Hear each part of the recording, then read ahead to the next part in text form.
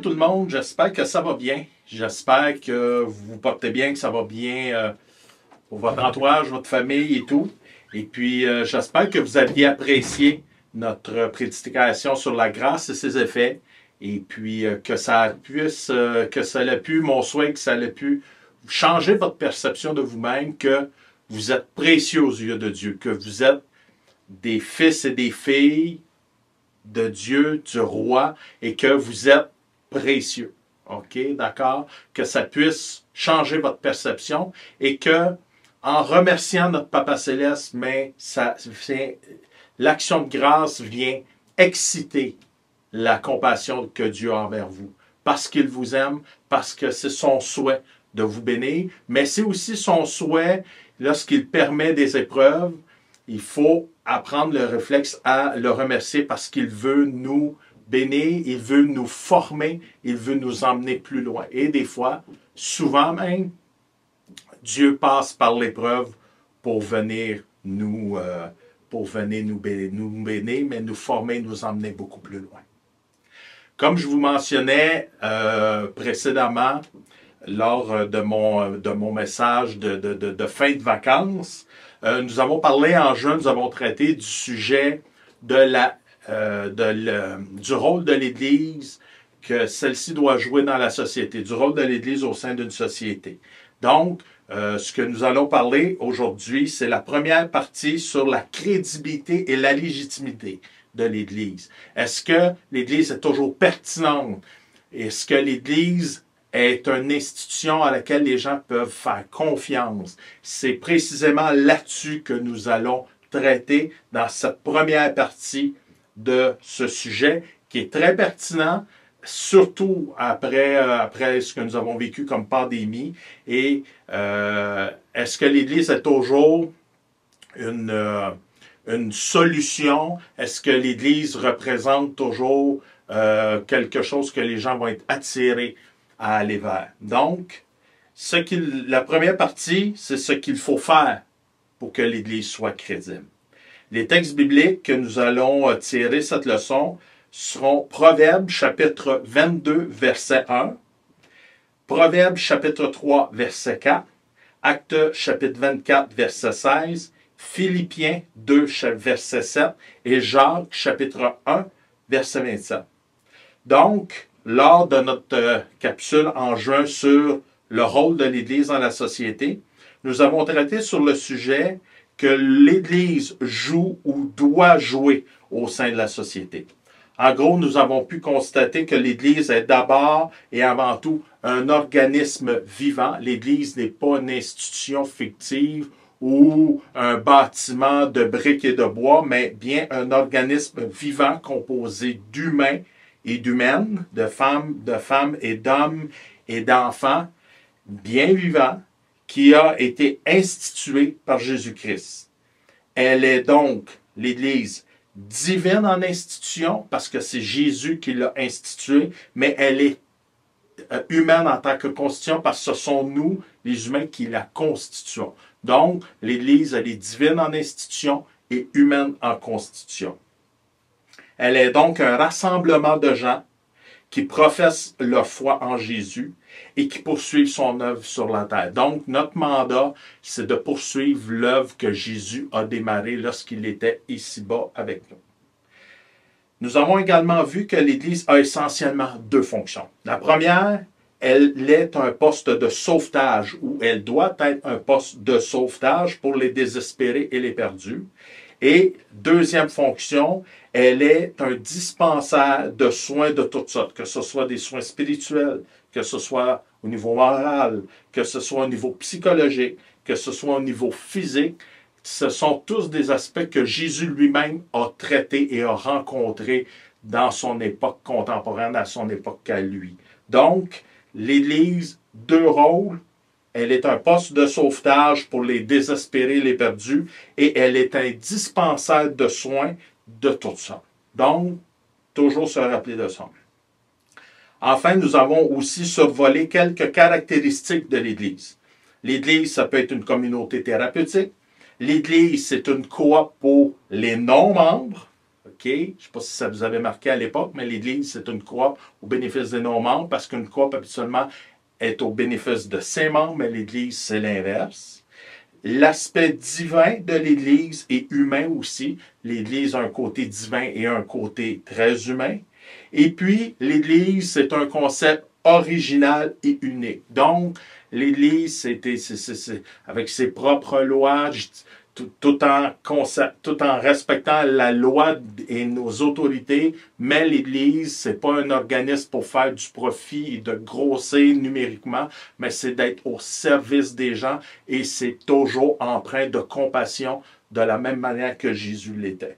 Donc, afin de faire suite à ce qu'on a parlé du rôle de l'Église, nous allons maintenant traiter des sujets de la crédibilité et de la légitimité de l'Église. Ce sont deux sujets très d'actualité et très importants à saisir. Le tout tournera autour des trois questions suivantes. La première, est-ce que l'Église et son message sont toujours pertinents aujourd'hui, en 2022, au mois d'octobre? Est-ce que c'est toujours pertinent, l'Église, ce qu'elle fait? Est-ce qu'elle a toujours sa raison d'être, l'Église? On va voir ça tout à l'heure. Deuxième question, est-ce que l'Église locale a toujours son utilité au sein d'un village, d'une ville, d'un quartier, d'une communauté XY? Est-ce qu'elle a toujours son utilité au sein de cette communauté? Et troisième question, est-ce qu'une communauté peut faire confiance à une Église locale? Et c'est extrêmement important, et même, je vous dirais, c'est la question angulaire de ce qu'on va traiter. Donc, est-ce que l'Église et son message sont toujours pertinents en 2022? Est-ce que l'Église a toujours son utilité au sein d'une communauté? Et est-ce qu'on peut faire confiance à l'Église locale? Est-ce que les gens peuvent nous faire confiance, nous truster en bon québécois? Donc, allons-y pour les définitions du terme crédibilité et légitimité. La crédibilité, c'est d'abord le caractère de quelqu'un ou de quelque chose qui peut être cru. La deuxième, c'est le caractère de quelqu'un ou d'un organisme ou d'une entreprise qui est digne de confiance et ou qu'on peut appeler lui donner une créance ou lui donner un crédit. Pour la créance, je vous donne un exemple. Nous, les ministres ou les pasteurs, on a ce qu'on appelle une carte de créance. Qu'est-ce que c'est une carte de créance? C'est qu'il y a d'autres pasteurs, il y a d'autres personnes qui croient en ce que nous faisons et qui ont confiance en nous. Donc, une carte de créance, il y a toujours deux signatures dessus sur notre certificat de créance de deux pasteurs qui sont au-dessus de nous et que face à Dieu, ben, ils sont responsables et aussi devant les hommes en disant, ben voici, monsieur, un tel comme moi, Dominique Majot, je remplis des conditions, je remplis certaines choses pour dire, oui, on dessert un certificat et on appose notre signature, c'est comme une garantie. C'est comme dire, lui, il va faire un bon travail, son appel est authentique, tout ça. Donc, une créance, c'est quelqu'un d'autre qui appose. Ou, exemple, quelqu'un qui endosse un prêt à la banque. Donc, il endosse votre créance. Donc, il fait confiance qu'il prête, il donne sa parole, lui. Si vous ne faites pas vos remboursements à la banque, c'est celui qui a endossé qui va faire le paiement à votre place. Donc, il appose son nom sur votre créance, donc il vous fait confiance. Donc, et le crédit. Une entreprise qui vous fait crédit, c'est parce qu'elle a confiance que vous allez la rembourser, cette entreprise-là. Donc, le mot créance et le mot crédit sont des cousins très, très près du terme confiance. Donc, il faut toujours se rappeler de ça. Donc, la crédibilité, pour faire un résumé court, c'est quelque chose dont on peut faire confiance et quelque chose qu'on peut croire. La légitimité, tant qu'elle est la conformité à un principe supérieur qui, dans une société et à un moment donné, est considéré comme juste. La notion de légitimité ne reconnaît pas, cependant, l'aspect de l'égalité qui est plus restreint et qui caractérise ce qui est conforme à la loi. Donc, ce qui est légitime n'est pas toujours nécessairement légal. Mais on ne peut pas nécessairement dissocier les deux. Dans ce qui nous préoccupe, la légitimité se rapporte à la notion de reconnaissance sociale plutôt que légale, quoique l'Église locale doit être conforme en tout point à la loi, à la légalité, afin d'obtenir un témoignage favorable, donc la légitimité de la communauté environnante. La communauté, c'est qu'il y a des autres organismes qui sont autour d'une Église. Donc, on peut traduire la légitimité par un bon témoignage. On reçoit un témoignage favorable, comme disait l'apôtre Paul dans un de ses épîtres, au sujet des croyants. Donc, la légitimité, c'est un témoignage favorable. Donc, non, être légitime, ça ne veut pas nécessairement dire être légal, mais pour être légitime, il faut que l'Église soit parfaitement légale. J'espère que vous me comprenez là-dessus. Et pour aussi, c'est important la légitimité parce que c'est ce qui va apporter le plein épanouissement à l'Église locale. C'est ce qui va apporter sa reconnaissance. C'est ce qui va lui ouvrir des portes lorsqu'elle va vouloir faire une action sociale, un projet social avec d'autres organismes ou des hommes d'affaires ou des entreprises. Peu importe, lorsque l'Église est légitime et elle est crédible, beaucoup de portes vont s'ouvrir à elle. Ce qu'il faut faire pour être crédible et légitime. Tout d'abord, tel que nous l'avons vu lors de notre dernière étude, il est primordial, et soulignez ça, encore une fois, là, comme je l'avais mentionné au mois de juin, soulignez ça. C'est important que le cœur de l'Église batte au même rythme que le cœur de la communauté qui l'environne.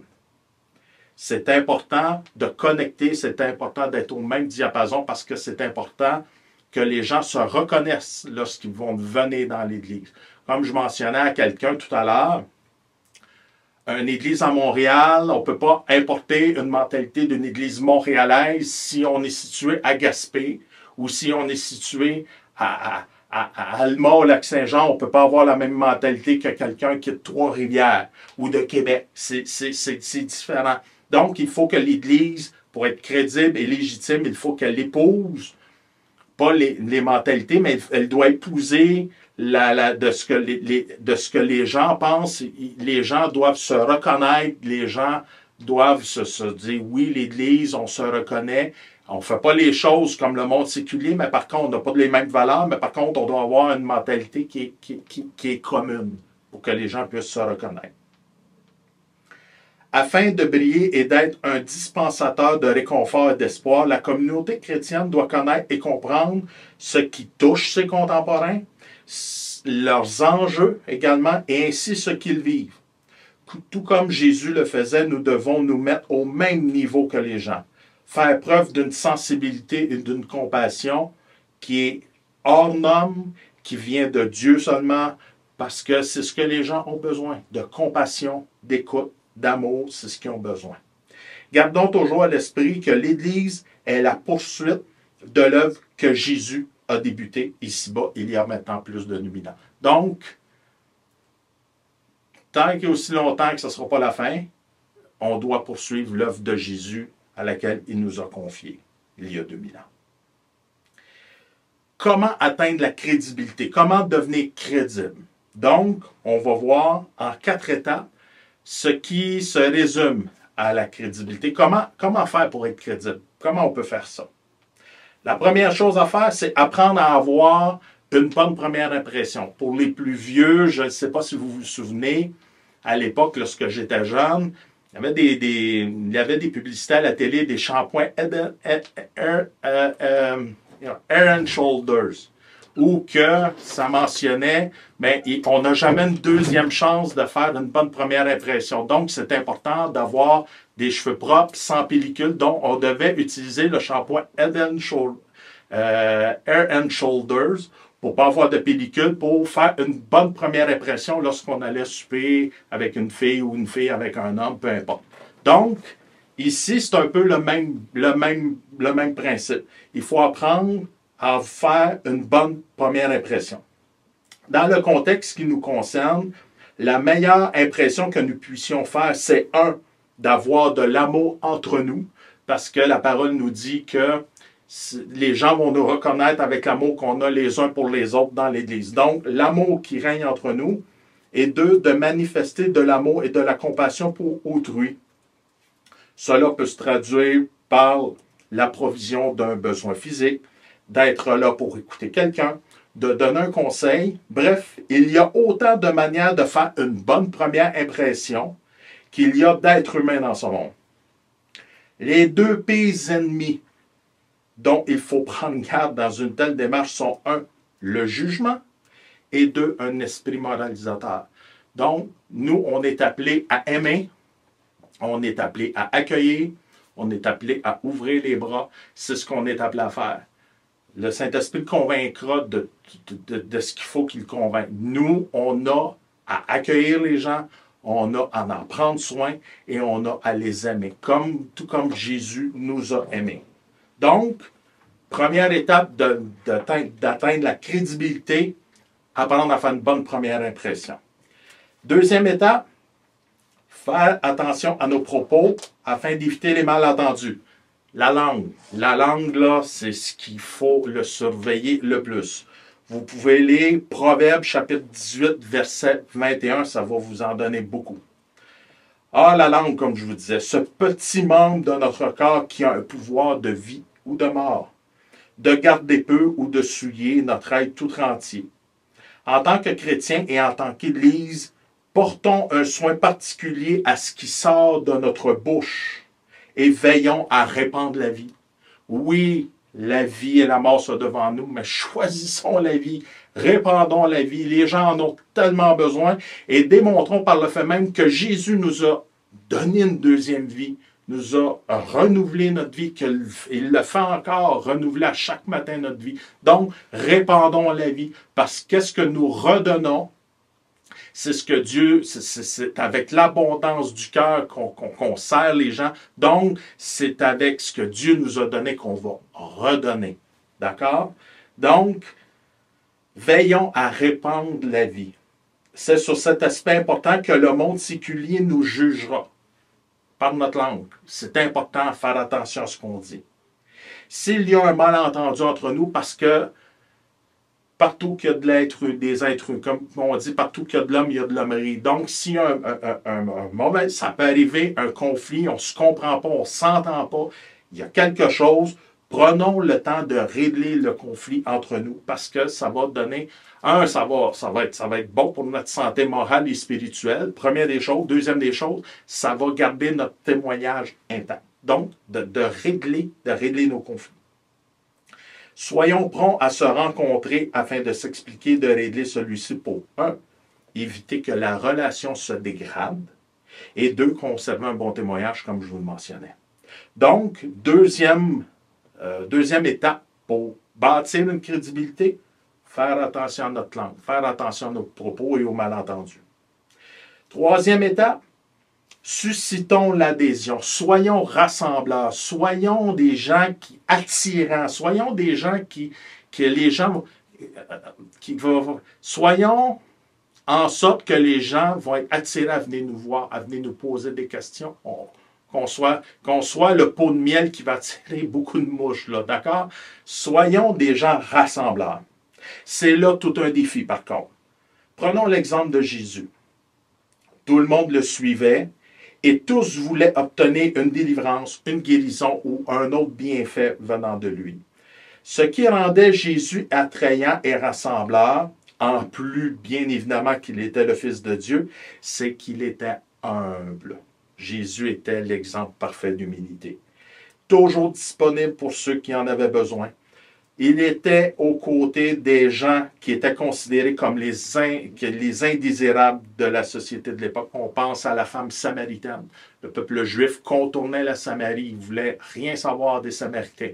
Jésus a été près de la Samaritaine. Non seulement elle était une femme, lui un homme, mais il était aussi avec une Samaritaine qui était une indésirée de la société de l'époque. Donc Jésus s'intéressait pas à la haute classe. Il s'intéressait aux gens ordinaires, aux défavorisés, et c'est ce qui le rendait attirant et rassembleur. D'accord? Il était aussi un enseignant hors pair concernant les choses d'en haut, tout en tenant compte des celles d'en bas. C'est pour ça que Jésus a parlé beaucoup en parabole. Il a utilisé des figures de style qui concernaient, qui touchaient les gens dans leur vie de tous les jours pour expliquer les choses d'en haut. Donc, Jésus savait parfaitement comment se mettre au niveau de ses contemporains. Ce qui faisait une différence, c'est que les gens se reconnaissaient en lui. Tout comme je vous mentionnais tantôt qu'il faut que la communauté environnante se reconnaisse en l'Église, mais les gens se reconnaissaient en Jésus et c'est ce qui faisait sa force. Voilà pourquoi il était et est toujours rassembleur encore aujourd'hui et que l'Église locale doit s'en inspirer en tout point. Donc, il faut bien connecter, comme je le répète et je ne le répéterai jamais assez, il faut que le cœur de l'Église batte au même rythme que la communauté qui l'environne. Et il faut connecter avec les gens, il faut chercher à établir des ponts avec la société qui nous environne. Donc, première étape, apprendre à faire une bonne première impression. Deuxième étape, faire attention à ce que nous disons, faire attention aux malentendus, faire attention à notre langue. Troisième étape, afin de construire une crédibilité, suscitons l'adhésion ou soyons rassembleurs. Donc, quatrième et dernière étape, c'est bon ça, s'affirmer en douceur dans les situations difficiles. On peut lire Tite, chapitre 3, verset 2 et Proverbe 15, versets 1 et 2. Ah, la douceur. Des fois, j'aimerais changer mon nom pour m'appeler la douceur parce que ça me parle moi aussi. Parce qu'il y a eu un moment dans ma vie, même encore aujourd'hui, ça peut arriver que, comme on dit, la moutarde nous monte au nez, la pression de la vie, puis des fois, il faut prendre un bon respect puis aller prendre l'air des fois. Ça peut faire du bien d'aller prendre l'air pour calmer nos émotions. Donc, lorsqu'il y a une situation qui est conflictuelle ou qu'il y a des situations difficiles, il faut apprendre à se maîtriser, à maîtriser soi. La douceur, cette vertu qui est si difficile à atteindre, mais qui est si essentielle. Et ce, à tout moment et surtout en situation difficile. Mais malheureusement, ce n'est pas naturel chez l'être humain d'être doux et tempéré dans ses propos.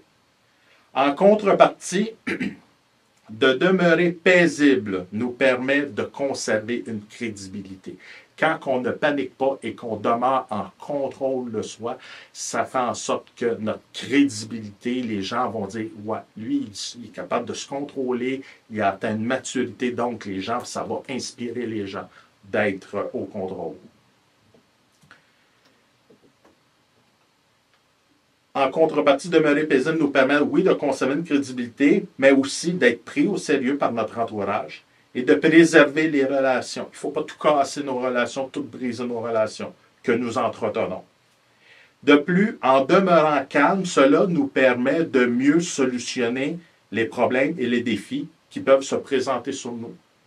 Conserver la tête froide, d'avoir la tête froide, ça nous permet de dire, OK, on ne fait pas de recul, on respire, on va prier, on demande conseil, et ensuite on vient régler ou solutionner notre problème avec la tête froide de manière calme. Ça va être beaucoup, beaucoup plus efficace. Et ça va aussi démontrer, ça va donner un exemple à quelqu'un. Ça peut être une semence pour quelqu'un qui est plus faible sur ce niveau-là. Et puis, nous, comme chrétiens, si on a cette faculté-là, ça va être bon pour nous. Ça va être une bonne crédibilité et ça va être un enseignement qu'on va apporter à quelqu'un. Enfin, lorsque nos rapports sont harmonieux, cela nous permet de conserver nos relations saines, ce qui peut nous emmener à de nouvelles opportunités. Si on est crédible, les gens vont parler de nous et ça peut nous ouvrir des portes. Et ça, le témoignage, c'est la plus belle forme d'évangélisation, c'est notre témoignage. On a juste à bien agir, on n'a pas nécessairement besoin de beaucoup parler, mais les gens nous regardent. Et surtout, au niveau de la pandémie, après le post-pandémie, la post-pandémie dans laquelle nous sommes, les gens vont nous regarder. Donc, première étape, c'est de réussir sa première impression. Deuxième étape, Je vais juste retrouver mes feuilles, mes notes plutôt. Deuxième étape, faire attention à notre langue. Troisième étape, susciter l'adhésion ou être des rassembleurs. Et quatrième étape, s'affirmer en douceur ou garder la tête froide. En conclusion, à cette première partie à laquelle nous sommes penchés sur les notions de crédibilité et de légitimité dans un contexte d'église, il est à noter que ces notions, ce qu'on vient de parler, peuvent très bien s'appliquer au niveau personnel, au niveau d'une entreprise, au niveau d'un organisme. Ce sont des valeurs qui peuvent transcender, très très bien transcender le contexte d'église. Donc, vous pouvez vous approprier de ces valeurs-là et de les appliquer très très bien à votre vie personnelle. Donc, il est important de bien construire et d'asseoir notre réputation, car les gens nous regardent et nous observent. Car ce qui prend des années à construire peut être réduit, peut être détruit en un claquement de doigts. Ce qui peut prendre 10 ans à construire peut être détruit en 30 secondes. Dans un contexte d'église, cela implique beaucoup de vie. Je vous donne un exemple, un pasteur qui a une morale un petit peu élastique, ça a des répercussions sur des vies. Parce que le pasteur peut être pasteur de 100, 200, 300 personnes, et ça a des répercussions certainement sur les vies des membres de son Église. Quatrième conclusion, si nous nous appliquons à bien faire les petites choses, Dieu va nous en confier des plus grandes. Je vous dirais, non seulement Dieu va nous en confier des plus grandes, mais la vie en elle-même a ce mécanisme-là.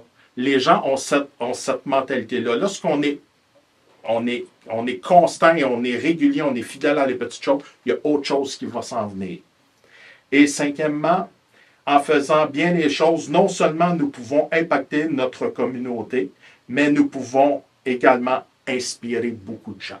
Être un exemple et enseigner des gens juste dans notre manière de faire. Donc, c'est important de bien construire notre crédibilité et de bien asseoir nos valeurs là-dessus. Dans la deuxième partie qui va venir, nous nous pencherons sur 10 attitudes à éviter afin de conserver notre crédibilité et la légitimité. Là, on a vu qu'est-ce qu'il faut faire. Dans la deuxième partie, on va voir ce qu'il ne faut pas faire. Donc, j'espère que ça vous a plu, j'espère que ça vous a éclairé et je vous encourage à réfléchir là-dessus. Si vous avez besoin de mes notes, n'hésitez pas à nous envoyer un petit courriel à doetjo, D-O-E-T-J-O, 1335@gmail.com et ça nous fera un plaisir, ça va me faire un plaisir de vous envoyer les notes. Et puis, je vous dis merci de votre intérêt, merci de votre écoute. Que Dieu puisse vous bénir, vous parler. Et là-dessus, on va laisser Joanne nous interpréter un merveilleux chant. Donc, soyez bénis et à la prochaine. Bye bye.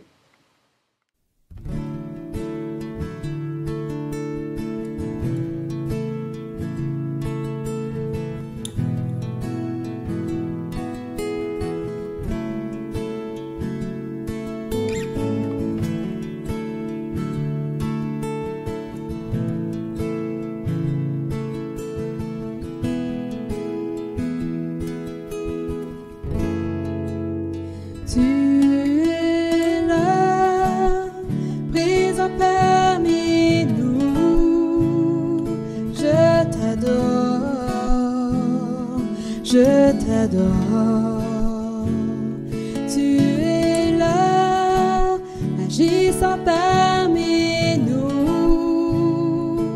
Je t'adore, je t'adore. Tu frayes un chemin au Père des miracles, tu tiens tes promesses, lumière dans les ténèbres, mon Dieu, c'est ce que tu es. Chemin au Père des miracles, tu tiens tes promesses, lumière dans les ténèbres, mon Dieu, c'est ce que tu es là, présent parmi nous. Je t'adore, tu es là.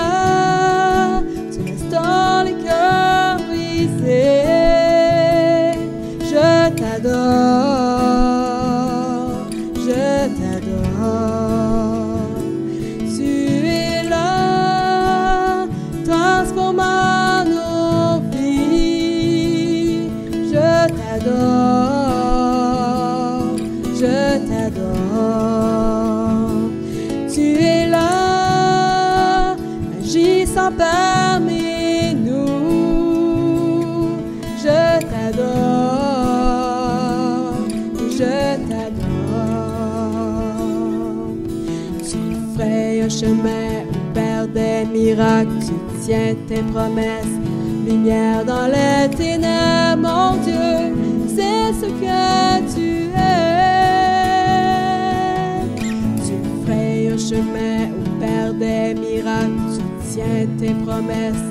Lumière dans les ténèbres, mon Dieu, c'est ce que tu es. Tu frayes un chemin au Père des miracles, tu tiens tes promesses. Lumière dans les ténèbres, mon Dieu, c'est ce que tu es. Tu frayes un chemin au Père des miracles, tu tiens tes promesses. Lumière dans les ténèbres, mon Dieu, c'est ce que tu es.